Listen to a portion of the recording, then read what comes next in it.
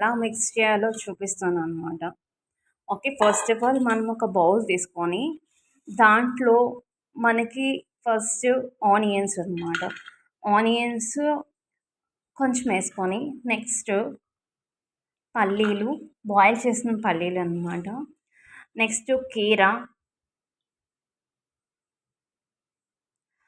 Next వచ్చేసరికి టమాటాలు అన్నీ చిన్న చిన్నగా కట్ చేసుకొని యూజ్ చేసుకోవాలనమాట. అండ్ నెక్స్ట్ వచ్చేసరికి క్యారెట్. సో, క్యారెట్ ఎక్కువగా యూజ్ చేస్తే కొంచెం తియ్యగా ఉంటుందనమాట. సో, వీటిని అన్నిటిని కొంచెం కొంచెం మోతాదులో తీసుకొని మిక్స్ చేసుకోవాలి. నెక్స్ట్ వచ్చేసరికి కొత్తిమీర. నెక్స్ట్ వీటిలకన్నిట్లికి సరిపడినంతగా మిరియాల పొడి. సో, మిరియాల పొడి యూజ్ చేశాను. నెక్స్ట్ చాట్ మసాలా. సో, చాట్ మసాలా కూడా కొంచెమే వేసాననమాట. సో, అనుకోకుండా అది కొంచెం ఎక్స్ట్రాగా పడింది. So, no problem.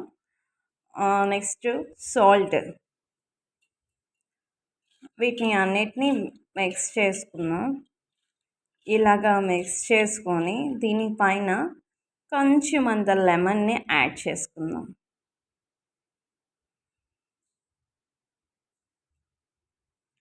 Okay. It's పర్ఫెక్ట్‌గా చాట్ అనేది తయారైపోయిందనమాట.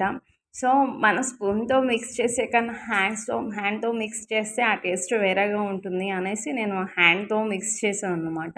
బట్ టేస్ట్ అయితే చాలా బాగుంది.